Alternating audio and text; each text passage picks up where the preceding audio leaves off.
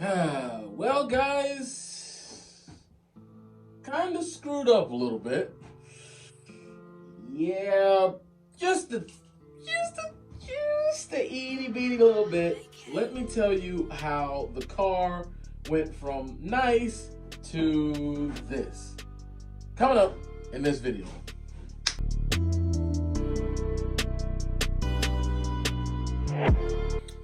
So yeah, guys, wow, it doesn't look good. I've already started trying to repair what happened, but yeah, we kind of messed up just a tad bit. The car it's not bad, but let me show you the car first, what the damage is, and then we'll talk about what happened.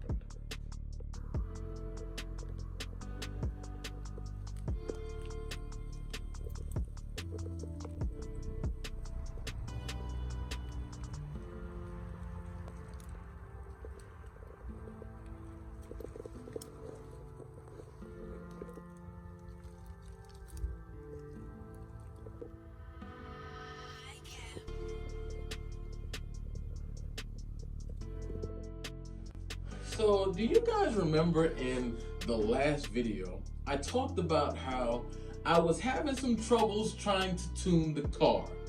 Okay, so a few days after that video was made, I said, you know what? We're gonna watch some Matt Happel. We're going to look at a bunch of different videos on how to tune, what am I doing wrong, and I'm gonna fix this warm start issue. I'm gonna fix the stumble, the no power. I'm gonna fix it all. I'm gonna be the man. I'm gonna be the master tuner. Then I can tune for other people. I can make money. My YouTube channel can grow. I can quit my full-time job and everything will be perfect. That's exactly what I thought to myself, guys. I know I am mental, okay? So I got in the car one day, hooked up my laptop to it and said, all right, we're gonna do it to it. We're gonna put the work to it. I started clicking away and going back and forth, cranked the car up, went for a drive, trying to make it better, still not using the full mega logger, so I can actually do VE analyze, just being a cheapskate. But anyway, manually trying to tune it, also try to use some auto tune. And I got down the road, probably about 1.5 miles, 2 miles, and the car dies. The car completely just dead on the side of the road. So I said, all right, now's the time to work on those warm starts again. Back at it again, nothing. No warm, it is not trying to fire up. It is cranking over, but it won't fire up. I don't know if it's too rich. I don't know if it's too lean, because every time I try to crank the car, my AFR, my air fuel ratio mixture, it doesn't register until a few seconds afterwards. And by then, I don't know what it's doing. So I don't know if I'm too lean. I don't know if it's too rich. I don't know. So I sit there on the side of the road for several minutes, just trying to figure out what's going on with the goddamn car.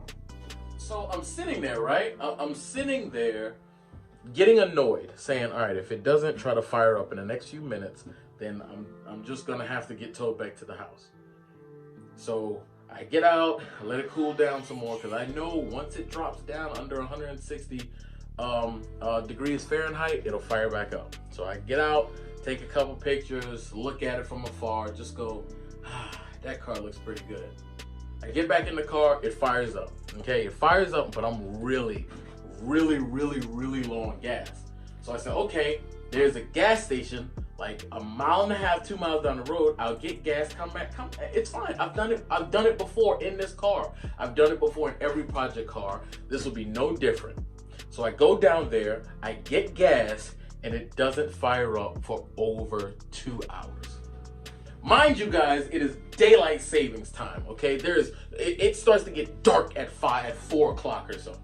So the sun's going down, I can't get it to start.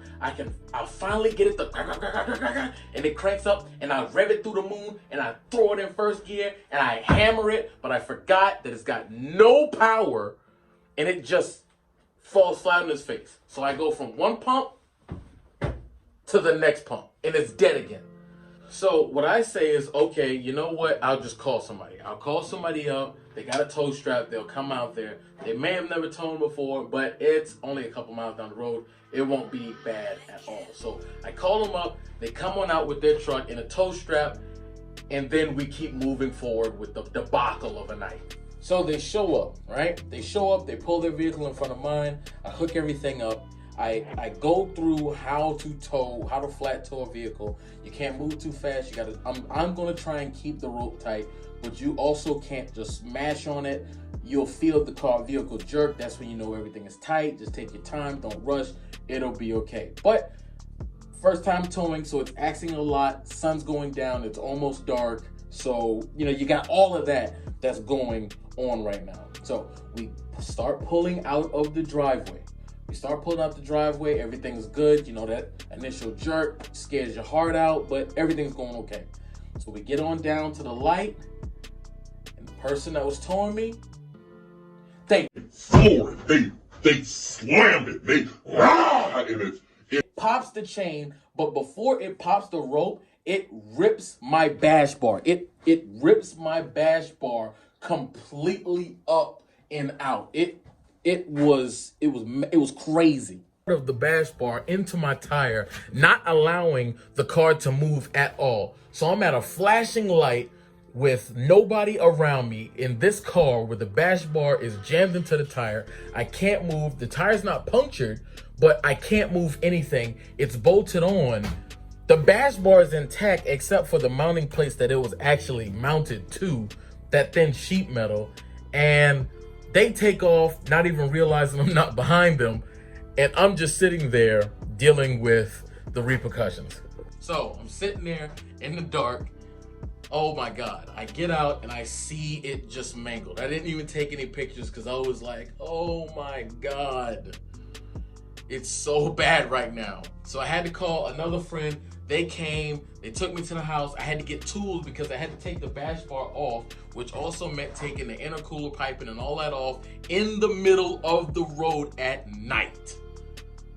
Oh God, it was stressful. Cars trying to go by. My emergency lights was on. It was a long night. So finally got it taken off, threw it in the back of the truck, and someone else towed me back to the house after being stuck for several hours, either on the side of the road or at the gas station. Cars bent up, beat up, and yeah, that's where we are right now. Now, I'm not mad at all, guys. Like, I'm honestly not mad at the person that I called at first because I was asking a lot. It was convenient for them to come on, and they didn't know how to. So that was my fault. So I'm not mad about the situation. Also, this gives me a chance to fix a few things. Not really a few things, but fix something in particular. Fix the fact that the backside of a couple of, just two of these tubes, I could not completely TIG weld. So I'll use this time since I cut off these plates to do that. Also, I've already got new plates made, and let me tell you guys, I am terrible at making plates. Oh my God. Getting holes to match up from one set of plates to the next set of plates is like the hardest thing in the world for me. I have got to do better. If you guys have any suggestions, please let me know in the comment section below. Now, honestly though, with that being said, this bash bar didn't take any damage whatsoever. The only damage came literally was from these plates. And honestly, you can blame me for that as well, because I only belted them up onto the two ends, because the inside portion I couldn't really get to. You couldn't drill out because it was so close to the way BMW designed their frame rails. So not a ton that I could do when it came to that. But if I would have had 4 plates in, it was a good chance that the only thing that would have broken would have been the tow rope. But I tell you this though, Wattwerks really did an amazing job with building out this bash bar, and the fact that me, a first-time TIG welder, was able to TIG weld this entire thing together and not a single broken weld at all. There was no broken welds here, nothing was broken at all on this thing. The only thing was it bent. It bent at the weakest point, which is the 2 bolts that held it in on each side. So now, guys, you're probably asking, all right, guys, so Adam, what now? What are you doing now? I've already cut off the mounting plates for the badge bar, and we're going to go ahead and re-weld on the new plates on there. I also have to do that on the car, which is going to be a little bit more tricky given the fact that I don't have a MIG welder. I just have a stick welder / TIG welder. And the TIG welder is great for certain things, but other things like that, it's great to just get it in and out with a MIG welder. So I'm going to have to figure out how I'm going to fix that. That's the main thing. I'll throw up some more pictures so you can see the kind of carnage and damage that we're dealing with. So that's a bigger issue than this right here. But other than that, I got a few things to weld here and put the new plates on. I'm gonna sand it down. I'm gonna get rid of the gilded brass color. While I love the color, it looks great. It was a phase and I'm out of it now. So I'm gonna move and take this to black. What else? Now that does leave me with a question for you guys. Let me show you here.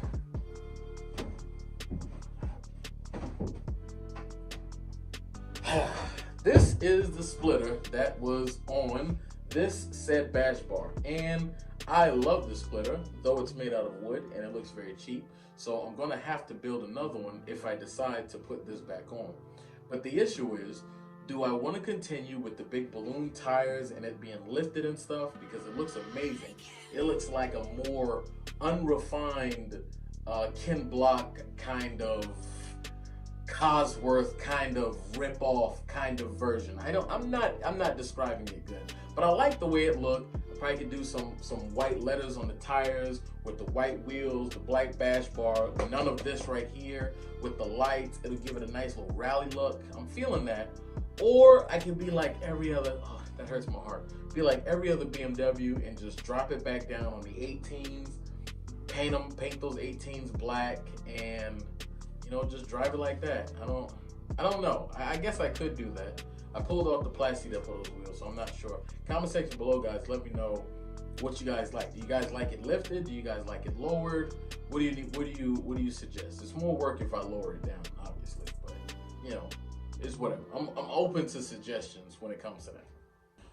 So guys, there it is. That's what happened, and that's currently where we're at. I need to go ahead and get this car remote tuned, but I have to fix the bash bar because the intercooler is directly related to the bash bar. I need to do that. Once I do that, then we can go ahead and finish up and get this car tuned so we can actually drive this thing and actually enjoy it, because I'm truly ready to enjoy the car at this point in my life. It's time to really have some fun. But guys, I got multiple things I want your opinion on. Let me know what you guys think. Should I keep it lifted? Should I lower it back down? I'm kind of feeling the lifted, but I don't know. I like the nimble feel of it. Anyway, let me know in the comment section below. If you enjoyed the video, give it a thumbs up. If you didn't enjoy the video, if you didn't enjoy my pain and my misery and you take joy in that, give it a thumbs down. Anyway, I'll catch you guys in the next video. Peace out.